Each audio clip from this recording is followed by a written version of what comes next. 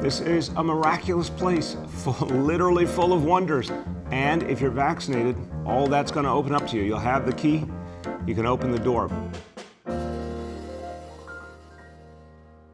This is In the Loop. I'm Christian Bryant. As the Delta variant of COVID-19 continues to spread, this week New York City became the first city in the US to officially require proof of vaccination to enter restaurants, gyms, and other indoor spaces. And as we've seen with many mandates during this pandemic, some people were all too ready to challenge that requirement. But to get some perspective on that debate playing out today, it's worth noting that schools and companies in the US have a long history of vaccine mandates way before COVID. In the 1850s, Massachusetts was the first state to require vaccinations in public schools to prevent the spread of smallpox. A study from the New England Journal of Medicine says that this mandate was effective in protecting against the smallpox outbreak that hit the Northeast in the early 1900s. During the epidemic, cities like Boston and Cambridge started mandating vaccines for all residents. Some people refused to get vaccinated. Sound familiar? But in 1905, the Supreme Court ruled in Jacobson v. Massachusetts that the government did have the right to fine anyone who didn't get a vaccine during a public health crisis. Basically, you could face penalties for not getting the vaccine, as the court said these efforts were for the common good. In a 1922 case, the Supreme Court upheld a San Antonio, Texas ordinance that required everyone to show proof of smallpox vaccination to attend school. During the 1970s, states with school vaccination laws for measles had an incidence rate 40 to 51% lower than states that didn't have those laws in place. Since then, we've seen schools require vaccines for polio, mumps, rubella, and tetanus, just to name a few. Today, all 50 states have vaccination requirements for schools. Granted, every state does have medical exemptions, and some states allow exemptions for religious or personal reasons. For the upcoming school year, many schools are now requiring the COVID-19 vaccine. The federal government, including the military and some healthcare facilities, are also mandating it for employees. Many companies are joining the list, some of the bigger ones being Google, Netflix, Disney, Walmart, and Facebook. Every day, more businesses are implementing their own vaccine mandates. And the Justice Department has made it clear that it is legal to require COVID-19 vaccines. We all want our lives to get back to normal. And fully vaccinated workplaces will make that happen more quickly and more successfully. Now, a counterpoint here. Even though rigorous testing and studies have shown the COVID-19 vaccines to be safe and effective, they still haven't received full formal approval from the FDA, and that has held up some schools and companies from requiring the vaccine, like they might for the measles vaccine, for example. But just like with measles and polio and the rest of them, the overall goal of the COVID vaccine effort is to reach herd immunity. The World Health Organization supports achieving herd immunity through vaccination, not by allowing a disease to spread through any segment of the population, as this would result in unnecessary cases and deaths. The WHO says herd immunity against the measles requires about 95% of the population to be vaccinated, and for polio, about 80%. The US is still at around 50% of the total population being vaccinated for COVID-19. The Delta variant of COVID-19 is responsible for most new COVID cases in the US, and that's putting pressure on local governments to re-implement public safety measures. As we mentioned earlier, New York City is requiring proof of vaccination. Other localities may follow, but given what we know about this variant, will it be enough? Newsy's THEIS takes a closer look.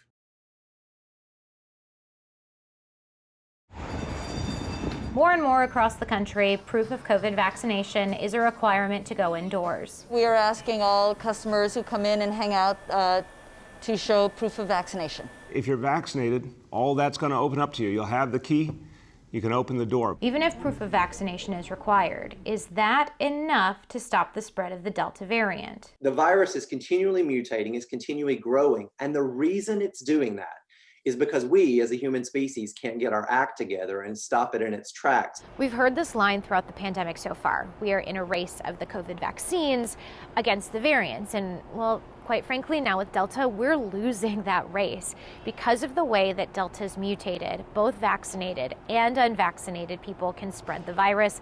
And because of Delta's higher viral load, more people can get sick. Previously, I would have said the vaccinated are less likely to transmit, and that was true, but the data's changed and that's no longer true. For every single person infected, you're exposing and or infecting 5 to 6 other people. Delta isn't more deadly, but it's still dangerous. Experts expect to see more cases, hospitalizations, and deaths for the next 4 to 6 weeks because Delta infects more people and has a shorter incubation period, meaning someone can be contagious sooner. The perfect mental image is that of, you know, the Charlie Brown character of kind of Pigpen, right? Who always has that cloud just emanating from him in all of the the cartoons. And that's like the perfect visual image for someone who's producing a lot of virus. That's where layered protection can help. Think of it like several walls of Swiss cheese. The idea is that one thing, like masking, won't stop virus spread. Same with vaccination or distancing, but adding them all will make a big difference. You want to have layers, and so masking is one of those layers. So for me, trying to get 2 layers of protection at any time. So if it's ventilation, I think that's a layer of protection. Masking is another layer, and then distancing is a 3rd layer. And so and then vaccination is really the 4th layer. That's a relatively new layer for us. Outdoors is safer than indoors. Smaller crowds are safer than larger crowds, right? Vaccinated groups of people are safer than unvaxxed groups of people. Billy Joe Agan knows all about those layers. He's been requiring proof of vaccination in his bar and music venue in Oakland, California since May. For me personally, my wife and I had a child in November, and my kid can't get vaccinated, so that's a big motivation for me here, which is I need to operate my business, and I don't want to do it and feel compromised when I'm hanging out with my infant. He tells Newsy they've gotten minimal pushback, but logistically it's been worth it to be back, open, and feeling safe. We got a handful of like holistic crystal healing people that kind of got irritated by it. Yeah. Some legal, some amateur legal scholars and some like MAGA types, but nothing really too crazy. They also use that Swiss cheese approach, masking, doors open for ventilation. To date, they've had no staff or patron COVID cases. LINDSEY, THEIS, Newsy, California. As we've said before, the US is currently seeing a surge of COVID cases related to the Delta variant, just like what folks in the UK experienced. But while local governments are looking to tighten restrictions, the UK is wide open. Back in July, they celebrated so-called Freedom Day, where almost all lockdown restrictions were lifted despite a surge of cases, and cases have dropped since then. Here to talk to us more about that dynamic is our overseas companion, Luke Hanrahan. Luke, what lessons can the US glean from the UK's handling of the surge in COVID cases? Yes, that's right, Christian. I guess the biggest lesson is to vaccinate the population. 89% of all UK adults have had at least 1 dose of the COVID vaccine. 73% of Brits have been given 2 doses of the vaccine, and it's meant that COVID cases are now declining for the 6th day in a row. We are, though, still wearing masks on public transport, but for the most part, things are back to normal in Britain. And it's been a shot in the arm for many of the businesses that have been struggling the most over the last 12 months. 3, 2, 1. Nightclubs opening up in England on July the 19th, marking the end of remaining legal COVID restrictions. Scientists had predicted this would fuel the spread of the virus and overwhelm hospitals, but that isn't happening. In fact, cases are going down. Despite the Delta variant, vaccinations appear to be winning out. I think many of us are a bit surprised that the cases are going down, but increasingly convinced that it is a real signal. Dr. Peter Openshaw is an internationally recognised immunologist. He believes the decline is a sign of things to come in Britain. The good news is that in each of the 3 waves that we've really looked at in the UK, the severity of disease has diminished with each wave, and we're actually seeing relatively few hospitalizations and deaths.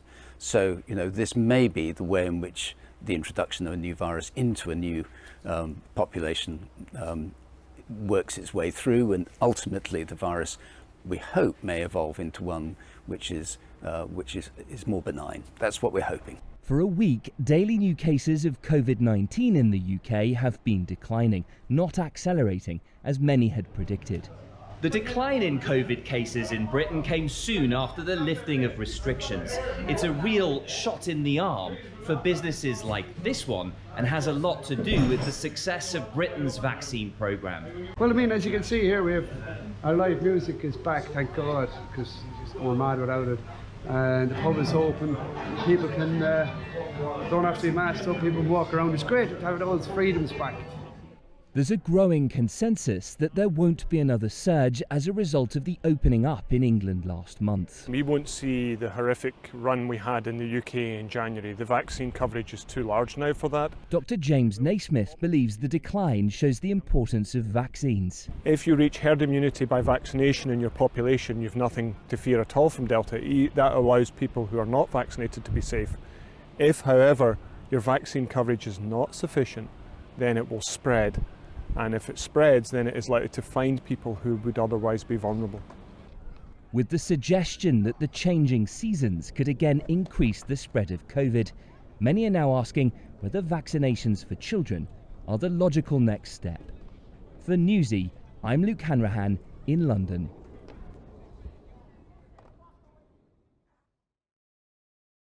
When you're back, we'll tell you more about what makes the Delta variant so different from the others.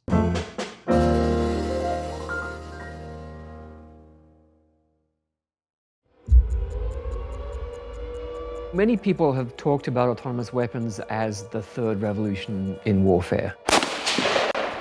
The entire military capability of the major nations is going to be replaced with largely autonomous weapons. It's time to launch negotiations to ban killer robots.